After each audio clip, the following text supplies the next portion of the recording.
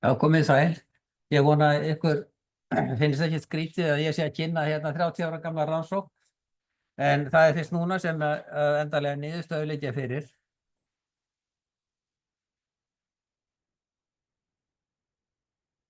Og það var, læra á þetta hérna. Já, það var sumarið 1990, þá kom bæjarrúst óvænt í ljós í vestri byggð á Grænlandi, þegar Jökulsá fór að brjóta sér í gegnum Bæjarhól. Rústin, hún hafði ekki sést áður á yfirborðinu, og það var vegna þess að það var eins með þykkt sandlag sem hafði lagst yfir hana. Og hún var því bara einfaldlega stýrð bærinn undir sandinum, eða gorðin undir sandin, sem var skammstafað Guðs. Bærinn, hann var í bráður eyðileggingarhættu og fornleifafræðingar sem komu fyrst á staðinn þurftu að standa hálfur út í ánni við að skrá og mæla húsatimbur sem stóð út úr árbakkanum. Og þetta var upphafið af björgunarrannsókn sem reyndist vera lykil rannsókn í þróunarsögu grænlenska torfbæjarins og miðaldabæja. Já,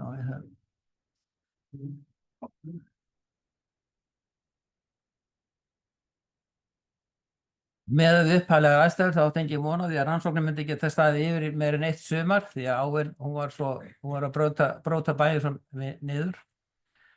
En grænlendingarnir, þeir leituðu eftir aðstoð Íslands við rannsóknina til að halda áfram rannsókninu og reyna að bjarga því sem bjarga mætti, og þá var ég sendur frá Þjóðminjasafni Íslands. Og sem betur fór þá náðum við 5 rannsóknarsömrum og gátum grafið okkur í gegnum Bæjarhólinn, niður á landvarsmíðarnar, áður en fjármagnið þraut. Og verkefnið það var ótrúlega spennandi, því að þetta var í fyrsta skipti sem grænlenskur miðaldabær var rannsakaður frá upphafi landnáms þar til hann var yfirgefinn. Uppgrafta svæðið, það var 1200 fermetrar og við náðum líklega að grafa upp 70–75% af öllum bænum. Þarna er sífreri í jörðu á eins meters dýpi, og þegar sandurinn laðist yfir bæinn þá færðist sífrerin upp og geymdi bæinn eins og í frystikistu. Þess vegna voru varðveisluskilyrðin alveg einstök og við sáum hluti sem hafa yfirleitt eyðst og horfið þegar við fornleifafræðingar mætum á staðinn. Bærinn undir sandinum, hann er syðst í Vesturbyggð, þar sem voru að minnsta kosti 90 bæir, og landnemarnir þeir settust innst í fjörðunum þar sem þeir fundu góð beitilönd, og jafnvægið var ekki lengra á milli bæja en svona 1,5 til 3,5 kílómetri. Aðalbyggðin, hún var við langan fjörð sem þeir nefndu Lýsufjörð, og höfuðbólið var það Sandnes og þar var kirkja. Og inn að Lýsufjörði þar er Austmannadalur og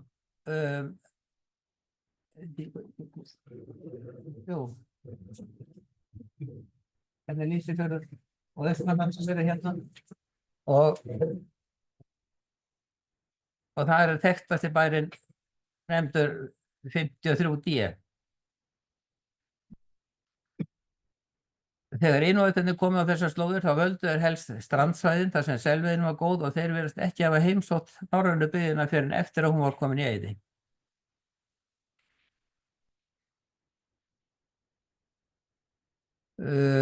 Bærinn undir sandinum, hann er í litlum dal sem gengur til suðurs inn úr Lýsufirði. Á loftmyndinni til hægri þá er horft til suðurs og þið sjáið bærinn undir sandinum þar efst, og fremst er svo grösugur dalur með stöðuvötnum þar sem stóð að minnsta kosti 2 fornir bæir. Sandnes er svo þarna niður í sjóinn. Stóra loftmyndin á Google Earth, hún sýnir svo nærmyndadalinn þar sem bærinn undir sandinum var í miðjum dal. Þríhyrningarnir sýna næstu bæi, og hér sést vel hvernig áin hefur rásað allan dalinn og eyðilagt undirlendið. Jarðvegsrannsóknir sem gerðar voru á umhverfi bæjarins, þær benda til þess að dalurinn hafi verið byggð og áin hafi runnið mun vestar, og þá hafi verið graslendi og stöðuvatn vestar við bæinn og ekki ósvipað eins og sést í hinum dalnum.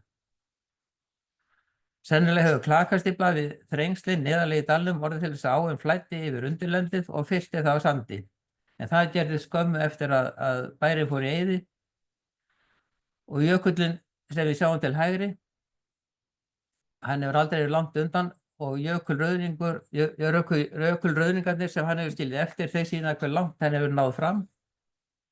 Á kuldaskeiði sem hófst þarna 1300 og var mest frá lokum 14. aldar og byrjun 15. aldar.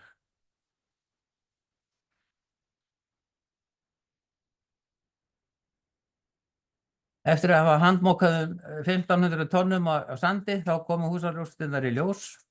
Efst voru húsin sem stóðu þegar bærinn var yfirgefinn. Fargið ofan á þeim hafði flattið út og hérna sjást leifar af einu slíku útflöttu fjárhúsi. Torfþakið liggur ofan á gólfinu og leifar af þakgrind og stóðum standa hér og hvar upp úr þakinu. Undir torfinu glitti hrísviðin og torfþakið sem torfþakið hvíldi á. Og svo þar undir var gólfskan hússins.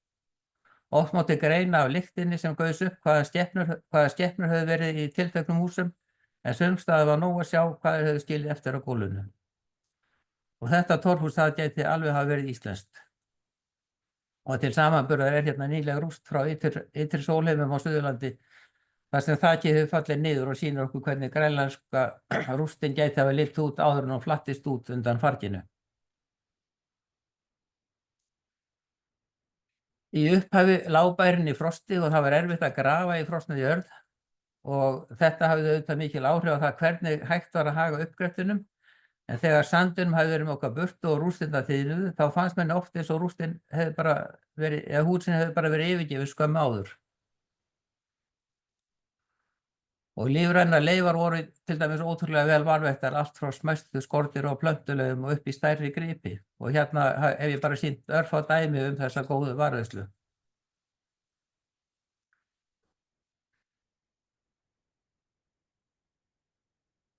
Mikið fannst af merkilegum húsæfum, einkum frá síðasta byggingarstigi bæjarins, eins og til dæmis stóðir, sperrur, þröskulda og hurðir, sem ómetanlegar heimildir innviði bæjarins. Greinilegt var að margir húsæfir höfðu verið endurnýttir úr eldri byggingum. Á samskiptum sést hérna til dæmis að þaksperrur voru festar saman með 3 trénuglum og að þakkallinn var þarna 31 gráða. Það var ómögulegt að hagga neinu sem var fast í sífrerunum fyrir frosti fór á jörðu, eins og stóðurnar hérna neðst til vinstri sína. Þeir standa þarna út og pinnfastar. Miðaldabæirnir á Grænlandi, þeir voru hlaðnir úr torfi og gróti eins og á Íslandi og hér fundust dæmi margar gerðir af veggjalhleðslum. Einnig sást mjög vel að yngri byggingarnar, þær voru oft byggðar bara ofan á eldri byggingar og tiltölulega lítið vitað þróun miðaldabæina og þarna gafst því frábært tækifæri til að auka við þekkingu okkar á þeim og það var líka mjög spennandi að fá þennan samanburð við Ísland. Og stíldleiki með íslenska byggingar hann blasti hvarvetna við, eins og sjá mátti bæði á veggjalögum síðustu myndar og þessari hleðslu hérna. Og hér líka áhugavert að sjá hvítu röndina í yngstu klömbrunausunum efst í veggnum, því að þarna fóksandur sem var í grasverðinum þegar torfið var skorið og lenti þannig í veggnum. Og þetta kannski vísbending að uppblástur var hafinn þarna á svæðinu áður en byggðin fór í eyði. Torfið var líka svo ferskt að þegar frostið var farið úr jarðveginum var hægt að lyfta einstökum torfum úr veggjum og þá kom líka í ljós að torfurnar voru allavega í laginu og virtust margar hafa verið endurnýttar úr eldri byggingum.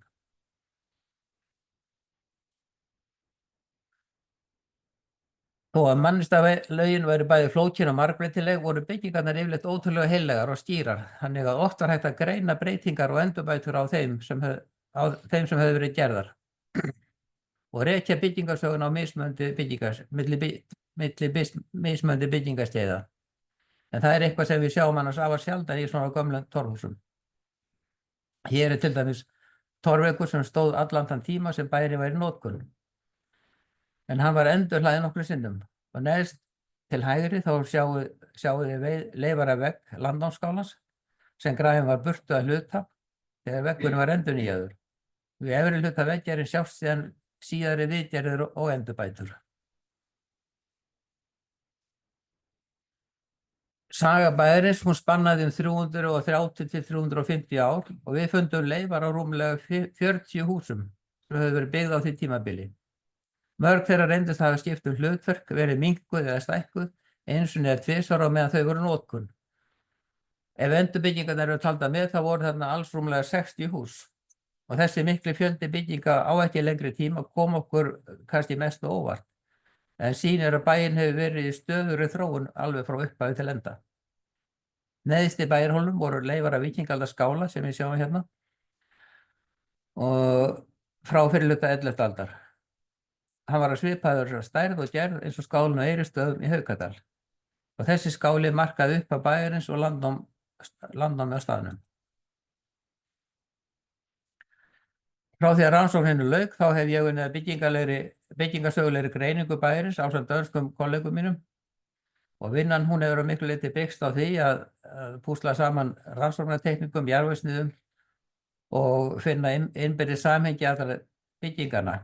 Og það hefur verið flókið og tekið sér tíma að greiða úr þessum tengslum og aldrei allra byggingarna.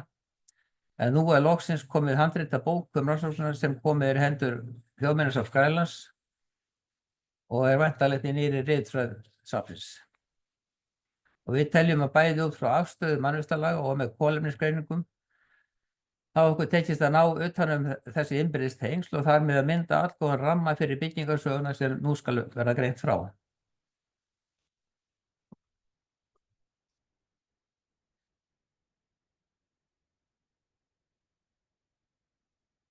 Við höfum raðað húsunum niður í 8 bygginga eða tímastig, þar sem hvert tímabil næri yfir 20 til 50 ár sem sjást á þessu flæðiriti.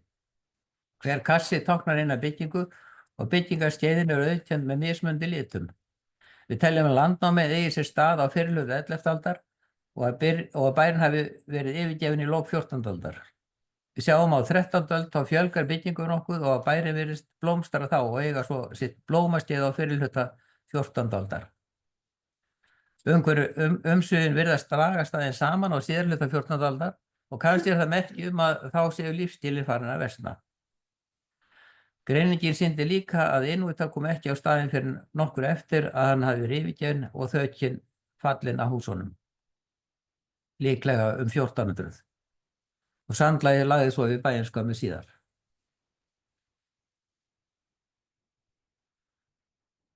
Fjölmörg snið sem við teiknuðum voru ómetanleg við að greina innbyrðis afstöðu bygginganna og mannvistarlagana og hérna eru dæmi 2 snið þar sem litakóðarnir sýna innbyrðis afstöðu mannvirkjanna og frá hvaða tímabilin þau eru. Efra sniðið það liggur þvert yfir skálann og neðra sniðið meðal annars yfir búr og augastofu norðan við skálann.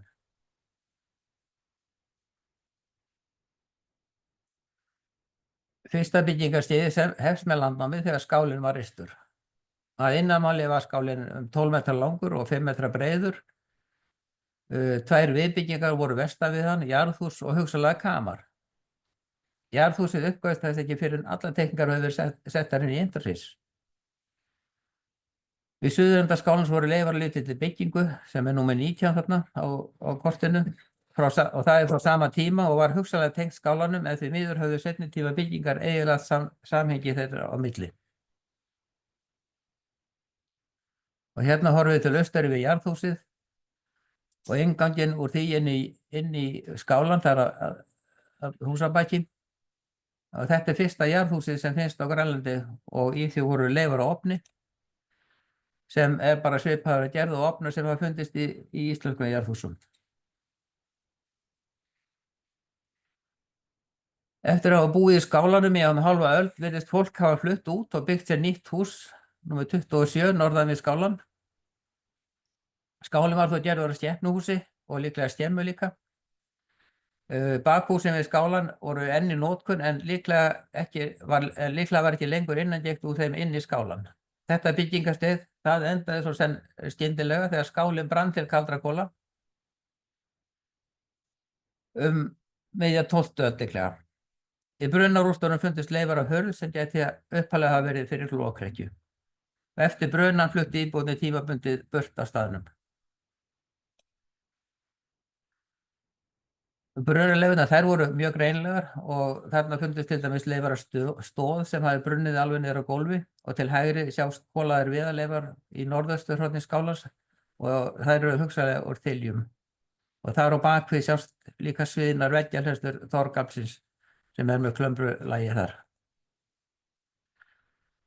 Hérna eru bæði byggingar skálins sýnd saman þannig til samanburðar og veggirnir voru eingöngu hlaðnir úr torfi og upphaflega var skálinn mjög dæmigerður. Til hliðanna voru set og 2 stoðraðir héldu upp í þakinu. Á miðju gólfinu var langöldur og við norðurgafli var líklega búr með sáfæri og seiði. Inngangur var nálægt öðrum enda skálans og þarna vantar suðurendan. Þegar fólki flutti úr skálanum breyttist allt. Lag af lambaspörðum og hríslum þakti allt gólfið bæði yfir langeldin og setin. Og yfir gólfinu var svo þykkt brunnlag sem því miður var ómögulegt að mæla upp. Og þarna í suðausturhorninu þá var líklega hrúga að sviðinu öll við hliðina á hurðinni.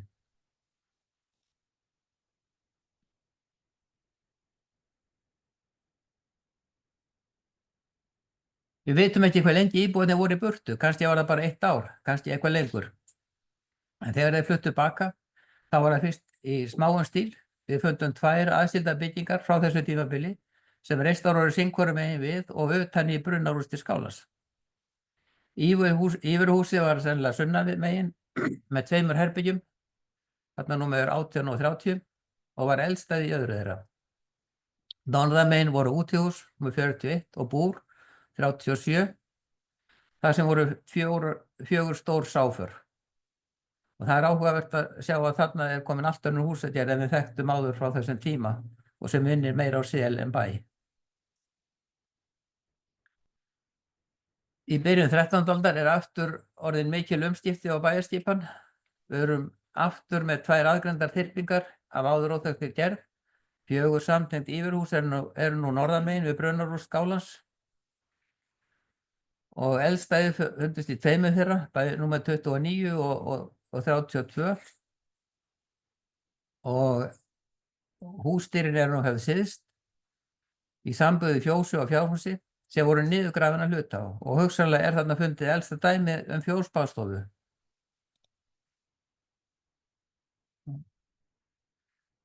En það byggingu, það sem skepnurnar voru hafðar undir vistarveru manna til þess að nýta hitann frá þeim. Í fornleifarannsóknum auðvitað afar erfitt að sanna tilvist efri hæðar sem skilið hefur lítil sem engin ummerki eftir sig. En nokkrir gripir fundust hérna sem okkur þótti tengjast fremur bústaði manna heldur en dýra. Og það voru þessi niðurgrafnu hús sem eyðilögðu suðurhluta skálans og samhengi hans við önnur mannvirki. En svæðið á milli húsanna það hefði nú verið fyllt upp með rusli og mitt á milli bygginganna stóð lítið hús sem var kannski kamar. Húsum fjölgar svo á síðarhluta 13. aldar þegar 10 hús virðast hafa verið í notkun. Byggingarnar frá fyrra tímabili voru flestar enn í notkun þó að hlutverk sumra þeirra hafi breyst og sumum yfirhúsum hafi verið breytt í útihús. Og þessi fjölgur skepnuhúsa sennilega vottur vaxandi bústofn á þessum tíma og gott gengi bæjarins. Aðalvistarverurnar voru áfram að norðanverðu og með eldstæði í 23. En þar syðst var líka reist nýtt fjós sem númer 3 og fjárhús númer 7. Og hérna í fyrsta skipti notað grjót sem byggingarefni í veggina. En fram að þessu höfðu allir húsveggir verið eingöngu hlaðnir úr torfi. Sunnan við bæinn eru byggð 2 ný hús, bæði fyrir menn númer 21 og skepnur númer 20 og það gæti þýtt að ung fjölskylda sé kannski að koma sér þar fyrir.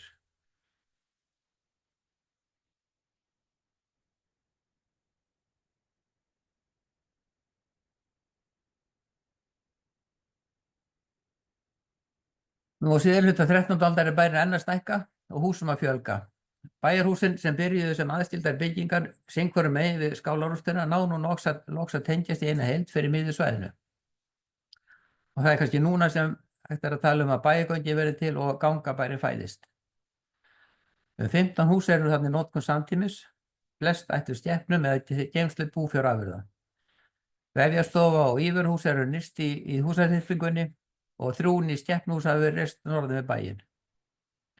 Syðst svo útihús númer 20 enn í notkun en óvíst yfirhúsið númer 21. Og hér er hort inn eftir þessum fyrstu bæjargöngum sem enda þarna í húsi sem var líklega stofa. Og til vinstri er vinnustofa fyrir textilvinnu. Og hægra megin við göngin þá var vefjastofa, en við vitum ekki hvort hún hafi verið byggð á þessum tíma eða hvort hún kom til aðeins skömmu síðar.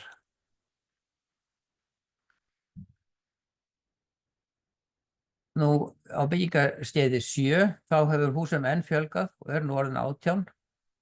Mörg bæjarhúsna voru nú orðin mjög gömul og hefðu gengið í gegnum margar endurbætur og breytingar. Nú hefur ný vefjastofa verið byggð í frambænum sunnan við bæjargöngin og grafið niður í gegnum eldri mannvistarlög. Það er númer 1.1.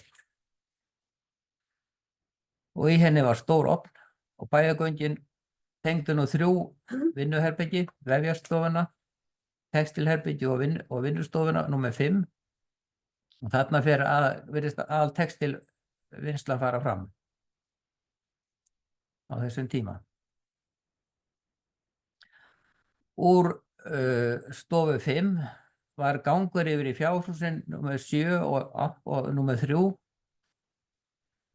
og þau hús voru mjög lítið breytt frá fyrri tíð. Hús númer 14 og 16 eru ný skepnuhús sem voru byggð ofan á eldri byggingar og hér kemur líka ný tegund húsa sem er heihlaða, númer 22, austast í bæjarröðinni. Og þar fyrir framan var lítið eldhús með lítið. Þetta tímabilið upp úr 1300, það virðist vera mesta blómaskeið bæjarins og þarna er hann stærstur. Vefjastofan virðist hafa orðið aðalherbyggi bæjarins 1300 og gripirnir sýndu að þar fór mestall textilvinna bæjarins fram. Við fundum meðal annars leifar af kljásteinavefstað og heilu kljásteinarræðirnar og fjölda gripa sem tengdust vefnaði og textilvinnu. Og segjum að þarna birtist lokakafli vefjastofu bæjarins sem hófst í jarðhúsinu á Landnámsöld og heldur svo áfram í baðstofum seinni alda. Hús númer 3, það var fjós með stórum steinhellum í gólfi og flór. Við norðurhliðina voru 5 básar og austasti bási var markaður með stórri báshellu og fóðurrennu og líklega hafður fyrir naut.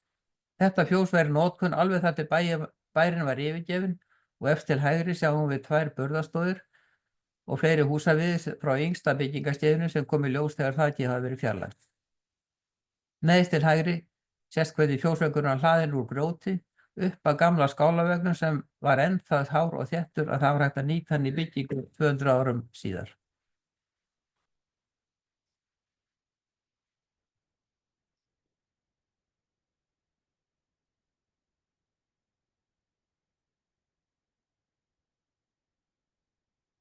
Lokabyggingarstigið er byggingarstigið 8 og þarna eru þau 13 hús sem við teljum að hafi verið í notkun á síðasta byggingarstigi bæjarins vegna þess að í þeim lágu mikla timburleifar úr þaki og burðargrind sem bent til þess að þau hafa verið uppistandandi þegar bærinn var yfirgefinn. Inngangurinn í bæinn var í gegnum bæjargöngin, númer 9-3 þarna, og þá var fyrst komið að vefjastofni númer 1-2 og norðan við ganginn var textilherbyggi 6 og við endagangana var vinnustofan 5.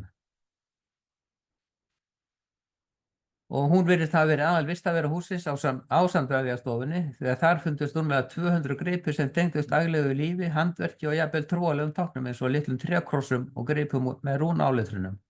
Og hurð sem hafi verið í dyrum stofunar lá á gólfinu með áföstnum hjörum. Og héðan lá nú göngunni nýtt herbyggi sem er númer 10 og ekkert er vitað hlutverk þess því að það náðist ekki að rannsaka þennan hluta bæjarins að fullu, en staðsetningin minnir á íslenskar baðstofur. Og úr þessu herbyggi virðist það verið innangengt inn í fjárhúsin sem er 7-4 og fjósið 3-3 og hugsanlega fleiri hús, til dæmis 16-2. Þó ekki verið hægt að staðfesta þá tengingu. Rétt sunnan við vefjastofuna sem er þarna 1-2 var var grafinn fram lítill hluti af húsi sem virðist hafa verið íveruhús en aðskilur frá bæjarþyrpingunni. Og þetta hús, áin hafði eitt þessu húsi þegar áður en við gátum full grafið austari hluta þess. Þegar við skoðum byggingarsögu bæjarins sem stóð aðeins kannski yfir í 330 til 350 ár, þá vekur furðu hve ótrúlega miklar breytingar eiga sér stað á ekki lengri tíma. Og bæjarinn virðist hafa verið stöðugri þróun og tekið breytingum jafnvel á hverju ári. Og sama hefur auðvitað átt sér stað á öðrum torfbæjum, ekki aðeins á Grænlandi. Og þetta þarf að hafa í huga þegar verið er að grafa upp bæjarrústir þar sem varðveisluskilyrði eru ekki jafn góð og bænum undir sandinum. Og ef við leggjum saman öll byggingarskeiðin og notum litina til að aðgreina þau eins og gert er hér, þá sjáum við að úr verður stór samfelld húsaþyrping sem við fyrstu sýn virðist vera mjög ruglingsleg en líkir samt mjög gömlum uppdráttum af grænlenskum miðaldabæjum sem grafnir voru upp á fyrri hluta 20. aldar. Bæjum sem taldir voru hafa verið sérstök grænlensk húsagerð eða hið grænlenska húsaþorp þar sem öll húsin voru tengd innbyrðis. Og þegar rústir bæjarins undir sandinum eru bornar saman við grænlensku bæjarrústina 53D úr Austmannadal, sem er í næsta dal, verður augljóst að það ekki samtíma húsaþyrpingu að ræða eða sérstaka grænlenska húsagerð eins og talið hefur verið, heldur er þetta samsambygginga frá 300 til 400 ára tímabili, sem lítur svona út vegna þessar byggingarnar sem voru næst yfirborðið voru grafnar upp á þessar samhengi þegar við undirliggjandi byggingar væru að fullu rannsakaðar. Rannsóknin á bænum undir sandinum hefur líka sýnt fram á að hinn norræni miðaldatorfbær var mjög sveigjanlegur bústaður sem tók stöðugum breytingum. Einstök hús fengu ný hlutverk eða stærð þeirra var breytt allt eftir hverjar þarfirnar voru á hverjum tíma. Og hús sem upphaflega var byggt sem íveruhús gat hæglega verið breytt síðar í skepnuhús eða skemmu.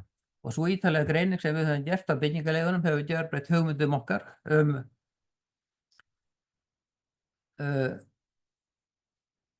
þróun á grænlensku bæjunum og hún er ekki síður mikilvæg fyrir rannsóknir og þróun húsagerðar og miðaldið hérna á Íslandi því að hún getur hjálpa okkur við að skilja betur íslenska bæjarrústir þar sem varðveisluskilyrði eru ekki eins góð og við þurfum að geta miklu meira í eyðurnar. Og þá vil ég þakka ykkur fyrir.